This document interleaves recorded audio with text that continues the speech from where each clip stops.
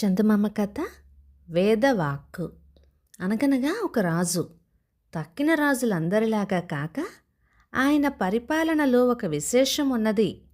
అదేమిటంటే మారువేషంతో తిరిగి ప్రజల స్థితిగతులు స్వయంగా తెలుసుకోవటం ఆయనకు సరదా. అందుకనే మంత్రిని వెంట పెట్టుకొని ఊరూరా సంచారం చేస్తూ ఉండేవాడు. ఒకప్పుడు వారిద్దరూ పోయి మిట్ట మధ్యాహ్నం అయ్యేసరికల్లా దూరాన ఉండే ఒక గ్రామం చేరుకున్నారు. ఆ గ్రామంలో ఒక ఇంటి ముందు వారికి ఒక ఆయన కనిపించాడు. ఆయన నిమ్మపండు వంటి ఛాయగలవాడు, 20 ఏళ్ల ప్రాయంవాడు, వయసుకు తగ్గ ఒడ్డు పొడవు గలవాడు, మంచి స్ఫురద్రూపి. బూతబలి వేయటానికని ఆయన అప్పుడే యువతలకి వచ్చి నిలబడ్డాడు. రాజు మంత్రి వెళ్ళి ఆయనను పలకరించి పుట్టుపూర్వోత్తరాలన్నీ కనుక్కున్నారు. ఆ వ్యక్తి తన పేరు మిహిరుడని చెబుతూ వారికి ఆతిథ్యం ఇచ్చాడు. వారు ఇష్టాగోష్ఠి చేస్తూ ఉండగా ప్రస్తావవశాత్తు మిహిరుడు గొప్ప జ్యోతిష్కుడనే విషయం రాజుకు వెల్లడైంది. ఆ గొప్పదనం ఏమిటో పరీక్షిద్దామని చెప్పి రాజు, స్వామి, మేము వర్తకులం, వ్యాపార విషయంలో దేశ సంచారం చేయ బయలుదేరాము. మేం తలపెట్టిన వర్తకం లాభిస్తుందా లేదా, ప్రారంభించటానికి ఎప్పుడు బాగా ఉంటుంది, సెలవియ్యండి అని కోరాడు. వెంటనే మిహిరుడు, అయ్యా, మీరిద్దరూ జాతి వర్తకులు కారు, మారువేషంలో ఉన్న క్షత్రియులు. మీరు ఫలానా వారై ఉంటారనటానికి సందేహమే లేదు అని చెప్పాడు. వారికి అమితాశ్చర్యం కలిగింది. తర్వాత రాజు మిహిరుణ్ణి తమ ఆస్థానంలో పెట్టుకున్నాడు. ఇలా ఉండగా లేక చాలా కాలానికి రాజుకి ఒక కుమారుడు కలిగాడు. శిశువు జాతకం తయారు చేయవలసిందని ఆస్థాన జ్యోతిష్కులందరికీ రాజాజ్ఞ అయ్యింది. ఈ గొప్ప గొప్ప జ్యోతిష్కులందరూ శాస్త్రాలు తిరగేసి తమ యావత్ శక్తిని, జ్ఞానాన్ని వినియోగించి అతి శ్రద్ధతో రాజకుమారుని జాతకం సిద్ధపరిచారు. పని పూర్తి అయిందనగానే రాజు దర్బార్ చేశాడు. ఆ సభలో అందరూ కూడా రాజకుమారుని జాతకం చాలా దివ్యంగా ఉన్నది, అయితే 20వ ఏట మాత్రం అందులో ఒక చిన్న గండం కనిపిస్తుంది, కానీ అది ఏ పాటిదిలేండి, ఇట్టే దాటేయవచ్చు అంటూ ఏకగ్రీవంగా చెప్పారు వాళ్ళు. అందరూ కలిసి ఈ విధంగా చెబితే మిహిరుడు మాత్రం, ఆ బాలుడు 20వ ఏట ఫలానా రోజున 5:30 గంటలకు అడవి పంది మూలంగా తప్పక మరణిస్తాడు అని జంకు గొంకులు ఏమీ లేకుండా చెప్పాడు. రాజపుత్రునికి బాల్యం దాటింది. జ్యోతిష్కుల మాటలు జ్ఞాపకం రాగా అప్పటి నుంచి రాజు మనస్సు కలవరపడజొచ్చింది. అటు సూర్యుడు ఇటు పొడిచినప్పటికీ మిహిరుని నోటి వాక్యానికి తిరుగులేదని రాజుకి బాగా తెలుసు. కనుక కుమారుని విషయంలో ఉపేక్ష చేయటానికి ఎంతమాత్రమో వీలు లేదు అనుకున్నాడు. పోతే దైవ విధిని అడ్డుపెట్టే శక్తి ఎంతమాత్రమూ మానవునికి లేదు.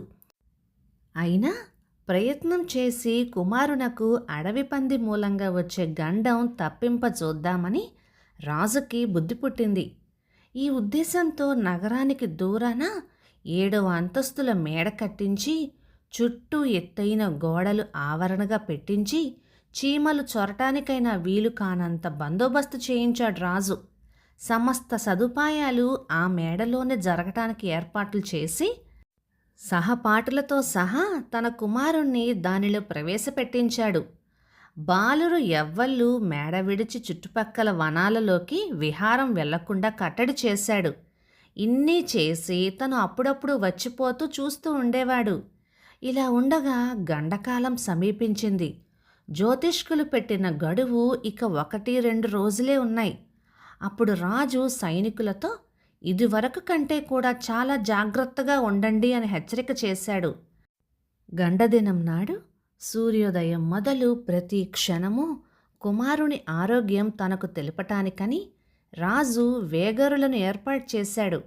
మధ్యాహ్నం 3 గంటలు అయ్యే వరకు వేగరులు ఒకరి వెనకాల ఒకరు వచ్చి రాజపుత్రుడు ఉత్సాహంగానే ఉన్నాడని చెబుతూ వచ్చారు. రాజు కొలువు తీర్చి పండిత గోష్ఠి జరుపుతూ ఉన్నాడు. సభలో వారందరూ మిహిరుడు లెక్కలు వేయటంలో ఏమాత్రమో పొరపడి ఉంటాడని, ఆయన మాట పొల్లు అయితే రాజుకి ఆగ్రహం కలుగుతుందని భయపడసాగారు. ఇంతలో 5 గంటలు అయ్యింది. సభలో వారందరితో సహా కుమారుని చూడటానికని బయలుదేరాడు రాజు. దారిలో ఒక బంటు ఎదురై కుమారుడు బాగానే ఉన్నాడని, చక్కగా ఆడుకుంటున్నాడని రాజుతో చెప్పాడు. ఇదేమిటన్నట్టుగా అందరూ ఒక్కసారిగా మిహిరుని వంక చూశారు. అంత మాత్రానికే మిహిరుడు బెదరలేదు. నా జోస్యం తప్పదు అన్నాడు. అప్పుడు రాజు కుమారుడు ఉండే నగరు ప్రవేశించి బొగట్టా చేయగా బాలుడు 4వ అంతస్తు మీద ఉన్నాడని సేవకులు చెప్పారు. అక్కడికి పోయి చూస్తే అరగంట క్రిందటనే గాలి కోసం డాబా మీదకి వెళ్ళాడు నన్నారు వారు. మిహిరుని వంక చూశాడు రాజు. అందుకు మిహిరుడు, బాలుడు ఈ లోకం వదిలి అప్పుడే అరగంట సేపు అయ్యింది అని నొక్కి చెప్పాడు. దడదడా కొట్టుకుంటున్న గుండెలతో అందరూ 7వ అంతస్తు ఎక్కుతున్నారు. ఇంత ఎత్తుకు అడవి పంది ఎలా ఎక్కగలుగుతుందా అని అందరికీ సందేహం పట్టుకుంది. తీరా డాబా ఎక్కి చూసేసరికి ఒక జెండా స్తంభం కింద మంచం పైన రొమ్ము మీద భారమైన ఇనుప వరాహ విగ్రహం పడి నెత్తురులోడుతూ ఉన్న శరీరంతో రాజకుమారుడు కనిపించాడు. పుత్రశోకం భరించలేక అపరిమితంగా విలపించాడు రాజు. ఈ నగరు నిర్మించినప్పుడు శిల్పి ఈ వరాహ విగ్రహాన్ని జెండా స్తంభం మీద నిలిపి ఉంటాడు. కుతూహలం కొద్దీ బిడ్డడు దీన్ని లాగి ఉంటాడు. దాని ఫలితమే ఇది. వరాహమూర్తి మా ఇలవేల్పు అయి ఉన్నాడు. మా కులదైవమే ఈ విధంగా నా బిడ్డడని తనలో ఐక్యం చేసుకున్నాడు. ఏది ఏమైనా శాస్త్రం తప్పదు అని అందరికీ తరువాత రాజు తెలియచెప్పాడు. రాజు అప్పుడు మిహిరుని కౌగిలించుకొని ఎంతగానో గౌరవించి వరాహ మిహిరుడనే బిరుదు ప్రసాదించాడు. కథ సమాప్తం. ఇక ఈ కథ 1952 డిసెంబర్ నెల చందమామలో వచ్చింది. రచయిత ఎస్ పురుషోత్తం గారు తాడిపత్రి నుంచి. రాతనెవరు తప్పించలేరు అంటారు కదా, అది ఇదే. ఇక ఈ కథలు మీకు నచ్చినట్లయితే లైక్ చేయండి, షేర్ చేయండి. ఇలాంటి మంచి తెలుగు కథల కోసం మన ఛానల్ని సబ్స్క్రైబ్ చేయండి. ప్రతిరోజు కథలు వింటూ మీ కామెంట్స్ తోటి, లైక్స్ తోటి సపోర్ట్ చేస్తున్న అందరికీ థ్యాంక్ యూ.